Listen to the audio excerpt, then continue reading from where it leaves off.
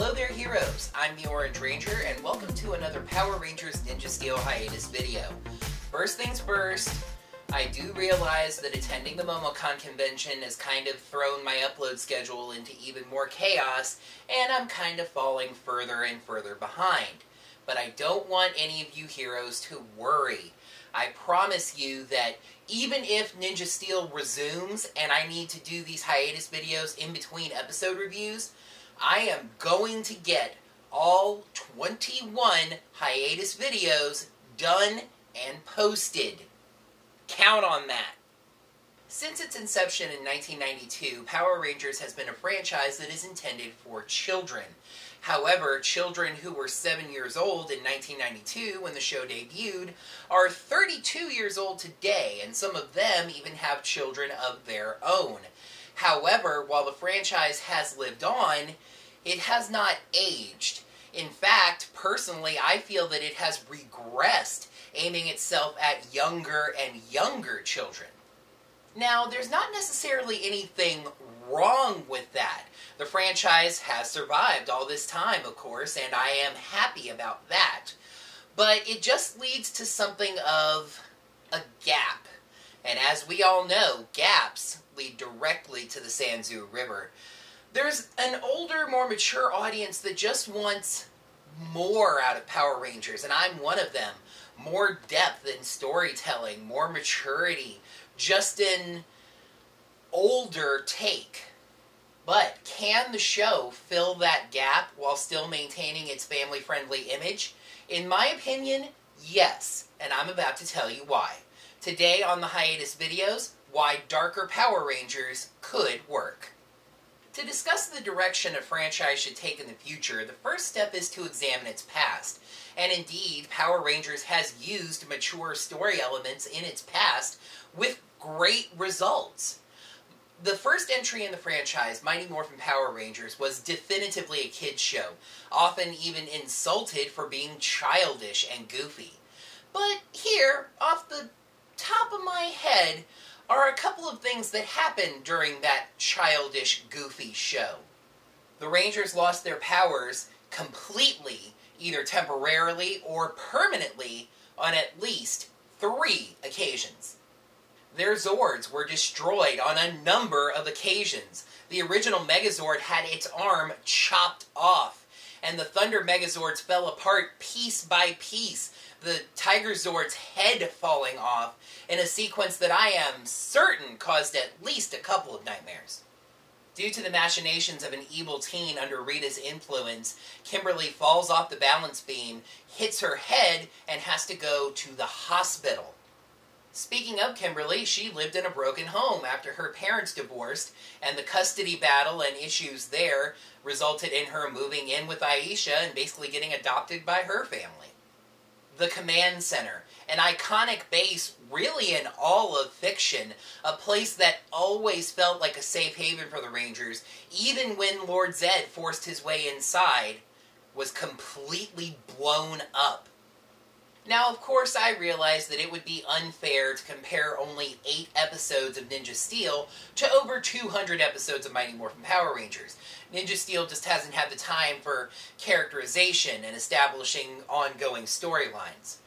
So instead, let's take a look at what Dino Charge gave us as far as deeper, mature elements in its 2 seasons. Tyler had a missing dad who he spent 8 years looking for before finally finding him. That father leading a monster away from his family to keep them safe, but having to leave them in the process. Shelby had to fight some class discrimination by Kendall, proving her intelligence and value when she was just a waitress. There was a point right near the end of Supercharge where almost all of the Rangers are kidnapped, and the remaining Rangers lose access to those Rangers' Zords. Shelby has to deal with some crushing guilt since she spoke up about her plan and the Rangers chose it, which led to this happening. That's really all I can think of right now. Now, I know some of you are going to say stuff like 5 Greenzillas attacking the Earth at the same time, or Sledge towing the Earth out of its orbit, but really those feel more tropish of Power Rangers and even science fiction in general. And besides, the show never actually held the tension for any of those. Some of you would also point out that the Earth actually was destroyed the first time around before the Rangers went back in time and fixed that. But that's my point. Was there even a commercial break before Keeper said, "No, Rangers, don't worry. Your cereal box toys can fix this"? And even when the Earth actually was destroyed, it was more goofy than dark, with the Earth swirling down the black hole like it was being flushed. Alright, so clearly I want Power Rangers to be darker. But what do I mean by that? A lot of you are going to hear me say that and instantly think that I must have loved Power/Rangers, and that that's what I want Power Rangers to be. It's not, even though I thought Power/Rangers was kind of alright, actually. There's definitely a line when it comes to how dark Power Rangers should be, and a story where the Black Ranger uses drugs and sleeps around, and the Blue Ranger ends up teaming up with the Machine Empire for a soft takeover of Earth by making their technology essential in modern life, definitely qualifies as over the line. I am not looking for Power Rangers to become like a slasher film, or a porn, even if I do end up reviewing Power Bangers. Dark is kind of a buzzword these days that a lot of people use, but the meaning gets kind of confused. Most people that use it are simply looking for more mature elements. The best way I can really think to explain what someone like me is looking for when they say they want something to be darker is that we want the plot to have tension, and we want that tension to be held. We want the Rangers to have problems that are not easily solvable. Lost powers, destroyed Zords, injured Rangers, all of which were featured in Mighty Morphin Power Rangers, by the way. And maybe we want to have to wait a week to find out how the Rangers are going to solve those problems. And by the way, I do want them to solve those problems. Lest anybody get confused, I'm still cheering for the Power Rangers. I just don't want it to be so easy for them, for their problems to be so simple. I have this theory that the producers of the show are under some kind of mandate, probably from Nickelodeon, to protect the emotions of the children watching. They don't want to be getting letters from angry parents because little Timmy's having nightmares after he saw the Megazord's head fall off. Take a look at the Power Rangers movie, for example. PG-13. Jason rebelled against his expectations and got himself arrested. Billy is autistic and breaks the rules a whole bunch. Trini questions her sexuality and feels like she never fits in. Zach has a dying mother and worries about being alone. And Kimberly is a former popular girl that took things way too far and screwed up some lives. And then we have Zordon, a mentor who never wanted to choose these teens in the first place, and spends most of the movie more concerned about getting back into battle himself rather than training this new team. And Rita Repulsa, who actively kills people and destroys buildings to get the things she's after. Let's go ahead and compare the Power Rangers movie with Ninja Steel, shall we? Brody is a young man that, yes, was kidnapped at a young age, lost his father in a monster attack. However, he seems rather happy-go-lucky about it all and hasn't really mentioned his father much since then. Preston likes magic. Calvin likes trucks and did have to get over his fear to learn how to drive. Haley likes nature and has a dog. And Sarah is the new girl in town who's good at absolutely everything, especially technology. The argument I mentioned earlier that Ninja Steel is too new to have these deep and mature elements to it is completely ruined by the movie, which established deep, mature characters for everyone very quickly. As a matter of fact, since the movie was about 2 hours long, you could basically translate that into 5 episodes. So the movie established far better characters in 5 episodes than Ninja Steel has in 8. The best example of how safe Ninja Steel is with its characters is how quickly they can be described. Brody is the ninja one, Preston is the magic one, Calvin is the trucks one, Haley is the nature one, and Sarah is the techie one. And beyond that, we also have the MMPR comic line from Boom Studios. The core line features Tommy dealing with some serious mental issues as a result of having been an evil ranger. The MMPR Pink line shows us Kim's mother being turned into a vicious Swamp Thing-like monster, and Kim and Goldar having to make a deal to work together to reach their respective goals. And it's even rumored that one of the early elements in the new Go-Go Power Rangers storyline is going to be a Jason, Kimberly, Tommy love triangle. Why can't the show push things like this just a little? However, I think the strongest point in my argument that the world can handle a darker, more mature Power Rangers series is that we already have a fantastic example of how that sort of thing would work. For those of you who don't watch the CW, like me, or Black Nerd Comedy, unlike me, that network has made a darker, grittier, modern reboot of Archie Comics. The show is called Riverdale, and, well, again, I don't actually watch it, so I can't speak to how good it might be. Watching Black Nerd's reviews, seriously, they really are entertaining on their own merits, reveals the mature type of storylines that show uses.